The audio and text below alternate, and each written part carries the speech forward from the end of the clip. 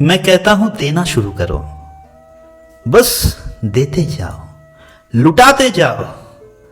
इस उधार में मिला जिंदगी को दान करते चलो, और जरा ढूंढो तो पाओगे बहुत सारे चीजें तुम्हारे पास हैं देने के लिए, और लोग बैठे हैं लेने के लिए। जो भी मिल जाए देना शुरू करो, और तुम ढूंढोगे तो पाओगे कुछ ना कुछ है तुम्हारे पास देने के लिए। तुम कहते हो लोगों को पैसे का जरूरत है, परंतु मेरे पास पैसा नहीं है। कोई बात नहीं, कोई अड़चन नहीं, कुछ और भी तो होगा। देना शुरू करो, और कुछ ना भी हो, दो मीठी बातें, दो प्यार भरे बातचीत, ये भी काफी होता है। एक प्यार का आलिंगन, ये भी काफी होता है। दो तुम्हारे जीवन के पल, वो भी तो कितने महत्वपूर्ण होते हैं। लोगों को देते रहो और आगे का मत सोचो, वही दान में ही प्राप्ति हो गया। जो भी तुम दिए अपने जीवन से, वो बातें हो, प्यार हो, करुणा हो, सब तुम्हारा प्राप्ति है। तुम खुद ही को देते हो, दूसरे को नहीं। तुम्हें लगता है तुमने दूसरों को दिया, परंतु वो प्राप्ति तुम्हारा ही हो गया।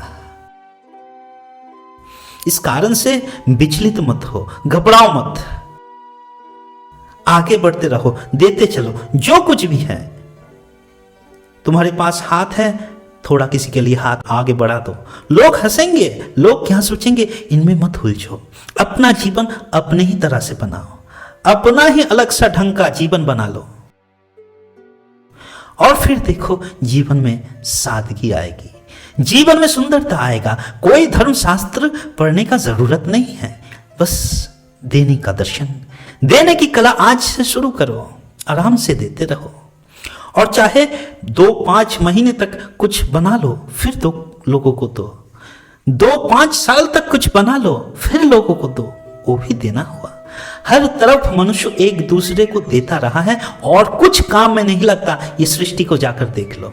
सृष्टि को अगर तुम देखोगे तो पाओगे हम एक दूसरे का संग देते हैं और एक दूसरे का सहायता देते हैं, और कुछ काम में हम नहीं लगते। ये इतने ऑफिस, इतने कॉलेज, स्कूल जो भी है, ये इतने बड़े बड़े इमारतें, ये इतनी ऊंची पर्वत, ये शान शौकत, सब बस एक दूसरे के सहायक बनने के लिए, एक दूसरे को आगे बढ़ाने के लिए ही हम यहाँ पर है, और कुछ काम नहीं है। और तुम सोचते हो बदले में क्या मिलेगा, उसकी फिक्र मत करो। जब दे रहे हो उसी वक्त प्राप्त हो जा रहा है, वो तुम्हारा ही हो गया जो तुमने दिया, बस। और फिक्र नहीं करो। खुद के पास था, बस आगे बढ़ा दिया, और खुद के ही एक रूपांतर को, खुद के ही एक रूप को दे दिया। उसका जरूरत है। तुम्हारे पास जो कुछ बचा हुआ है, जो तुम्हारे काम का नहीं है, जो तुम्हारे पास ऐसे ही विनष्ट होने वाला था, जरा दे दो। एक लड़का घर से निकला जंगल की ओर। एक गरीब लड़का था, उसके हाथ में लकड़ियां थी, वो वन से अपना घर की तरफ जा रहा था। रास्ते में एक बूढ़ा व्यक्ति मिला जो बहुत भूखा था। उसको बहुत कष्ट हुआ, और वो सोचा शायद इस व्यक्ति को मैं थोड़ा खाना दे पाऊं, परंतु वो खाना ना दे पाए। आगे जाकर उसको एक जड़ी बूटी बेचने वाली महिला मिली। वो बूढ़ी औरत जड़ी बूटी बेचती थी, उसके पास पीने के लिए पानी ना थी। इस कारण से उसको बहुत तृष्णा लग रही थी, परंतु उसके पास पानी ना था। बालक को बहुत इच्छा हुआ कि बूढ़ी को कुछ पानी पिलाया जाए, परंतु उसके सामने, उसके पास कोई पानी का झरना ना था, तो कुछ कर नहीं पाया। तो वो अपना लकड़ी लेकर आगे बढ़ गया, परंतु मन में वो इच्छा उसका तभी भी था। तो आगे जाकर उसने देखा एक व्यक्ति आग जलाने का कोशिश कर रहा है खाना पकाने के लिए, परंतु उसके पास लकड़ियां नहीं है। तो उस बालक ने उस व्यक्ति को लकड़ियां दी, और बदले में वो आदमी उसको खाना और पानी दिया। बालक लौट आया और बूढ़ा आदमी को खाना दिया, और उस बूढ़ी जड़ी बूटी वाली को पानी पिलाई, और वो अपने घर की तरफ लौट गए। और दूसरे दिन वो एक वन में गया और उस वन में लकड़ी तोड़कर जब वापस पहाड़ से वो नीचे आ रहा था, तब वो अचानक से संभाल ना सका और गिर गया। गिरने के बाद नीचे पड़ा और वो बेचारा बेहोश हो गया। तो उस पहाड़ के नीचे उस दिन वो बूढ़ा चल रहा था, उसको नज़र आया तो उसने उस बालक को ऊपर उठाया, उसकी चोटों का मरम्मत किया और उसको होश में लाया। फिर कुछ देर बाद वो जड़ी बूटी वाली वो भी उस पहाड़ में आई थी अपनी जड़ी बूटियों को खोजने के लिए। उसको वो बालक दिख गया और उसकी चोटों पर उसने अपनी जड़ी बूटी लगा दी और उसका बहुत सेवा। बालक स्वस्थ होकर घर लौटा और बहुत आनंद के साथ तीनों अपने अपने घर लौट गए। छोटा सा पुराना कहानी है, परंतु सीख बहुत प्यारी है। आज किसी का ज़रूरत है, आपको अगर नज़र में पड़ता है परंतु आपके पास देने के लिए कुछ नहीं होता, कोई बात नहीं, परंतु अगर आपके पास कुछ होता है तो उसको दे दीजिए। ये ना सोचिए कि आपको कुछ नहीं मिला, बाद में वही व्यक्ति कभी ना कभी कुछ ना कुछ आपके लिए भी करते हैं। दुनिया और परमात्मा आपके लिए करेंगे, हमें एक दूसरे के लिए कुछ करना होगा, करने की भावना मन में लानी होगी, फिर जाकर जीवन सुंदर बनता है, फिर जाकर ही यही जीवन का सार होता है। हम अकेला नहीं जी सकते, हमको एक दूसरे की सहायता की आवश्यकता होती है। इस पूरे ब्रह्मांड में अगर आप बोलोगे कि आप अकेला जी लोगे तो सबसे बड़ी मूर्खता की बात होगी। कोई भी विषय, कोई भी वस्तु, कोई भी धर्म, कोई भी ग्रंथ, कोई भी विज्ञान, कोई भी पुस्तक, कोई भी इतिहास दूसरे की सहायता के बिना संपूर्ण नहीं हो पाता। यहाँ हर एक को एक दूसरे का सहायता चाहिए। लोग अक्सर मेरे पास बच्चों को लाते हैं, मैं कहता हूं उन्हें मेरे संग बैठने दो, जरा समय बिताने दो, मुझे उनको कुछ देना है। जो मैंने पाया, जो मैंने इस ब्रह्मांड से पाया, वो खुशियां मुझे उनके साथ बांटनी है। और इस दुनिया में खुशियों का बड़ा अभाव है और वो अभाव मैं जितना मिटा सकता हूं उतना ही मुझे आनंद होता है, और उनका अभाव जितना मिटता है वो भी आनंदित हो जाते हैं। परस्पर का उन्नति साधित हो जाते हैं मेरे देने में और उनके पाने में। ऐसे ही एक दूसरे के लिए हमें कुछ करना होगा।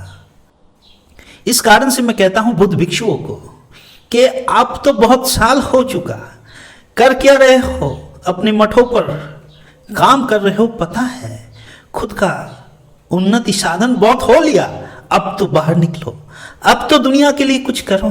कितना दिन और कितनी समय बस इस तरह से गुजरना है। बुद्धों का बहुत जरूरत है। तुमने जो बना लिए, तुमने जो पा लिए, अब उसको लुटाते जाओ। समय आ चुका, बहुत समय हो चुका। और इस कारण से मैं कहता हूं कि जो लोग मसीह के लोग हैं, क्रिश्चियंस जो है, बुद्धिस्ट को उनसे सीखना चाहिए। मैं बुद्ध गुरुओं से और लामा से कहता हूं बार बार कि बहुत हो गया, अब आंख खोलो और दुनिया को भी देखो। मन का आंख खुल गया, अब बाहर की आंख भी खोलना जरूरी है, और जब देख पाओगे तब तुम उनसे सीख पाओगे। अहंकार का तो कोई बात नहीं, फिर सीखने में क्या लज्जा। हाँ, बुद्ध गुरुओं को, बुद्ध भिक्षुओं को सीखना चाहिए क्रिश्चियन से कि कैसे वो सेवा के भाव से पूरे दुनिया को सेवा कर रहे हैं। अगर इस दुनिया में कोई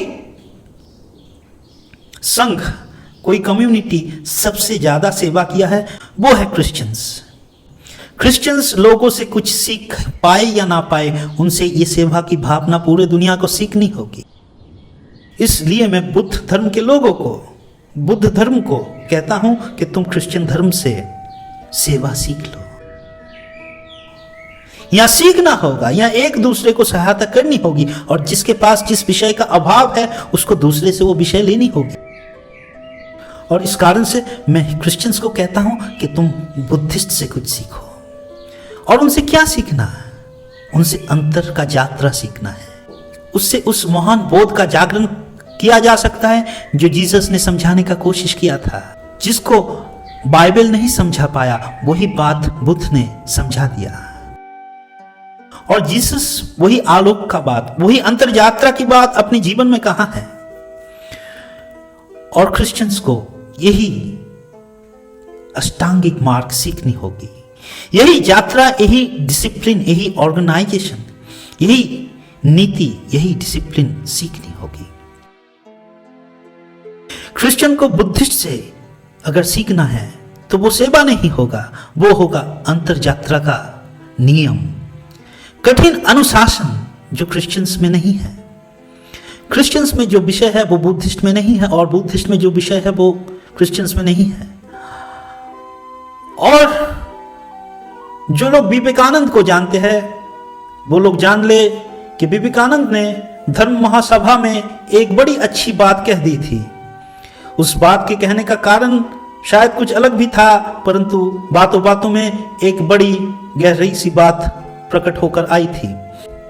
विवेकानंद ने बोला था कि चाहे आप कितने भी लड़ लो एक दूसरे के विरुद्ध और कहो कि मेरा धर्म श्रेष्ठ है और उसका धर्म श्रेष्ठ है, परंतु युग आ रहा है और ऐसा समय आ रहा है जब धर्म के पताका के ऊपर लिखा रहेगा प्रेम, शांति, अमन, और हम एक दूसरे को सम्मान करते हैं, एक दूसरे से सीखते हैं।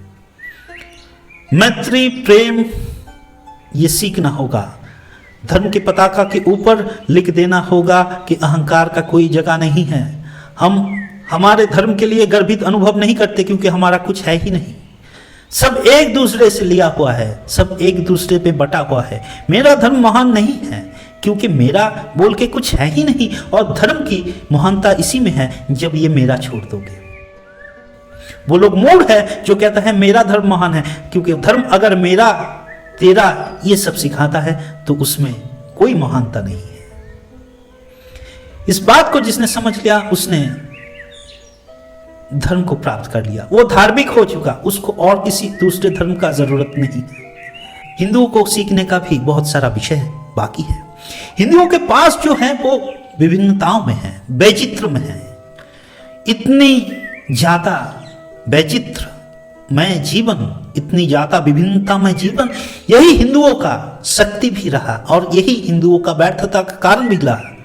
एक लकड़ी को तोड़ना आसान होता है, परंतु सब लकड़ी एक साथ मिल जाए तो तोड़ना मुश्किल होता है। वैसे ही जब आपका धर्म विभिन्नताओं में बांटा हुआ है तब उसको तोड़ना आसान हो जाता है। हिंदुओं को मैं बोलता हूं, आपको अगर ऑर्गेनाइजेशन सीखना होगा तो आप यहूदी से सीखो, यहूदियों के धर्म से सीखो, हिब्रू से सीखो, क्योंकि ऑर्गेनाइजेशन एक बहुत बड़ी चीज है जो क्षुद्रता में भी आपको एकत्रित रख दे। आप जब बड़े होगे तब विभिन्नता में आपका एकता बहुत मुश्किल हो जाएगी। इस कारण से हिंदुओं में जो सबसे बड़ी क्षमता था वो उनका विभिन्नता था, परंतु वही विभिन्नता, वही वैचित्रमय जीवन उसका दुर्बलता का कारण बन गया, और उसी दुर्बलता के लिए लोग बार बार हिंदुओं को तोड़े, हिंदुओं के धर्म के ऊपर हानि आया। आपको लेना होगा, दूसरों से सीखनी होगी चीजें। मेरा मेरा करके पकड़ने से कुछ नहीं होगा, और दूसरों का घृणा करने से उत्थान बंद हो जाता है, उन्नति बंद हो जाती है।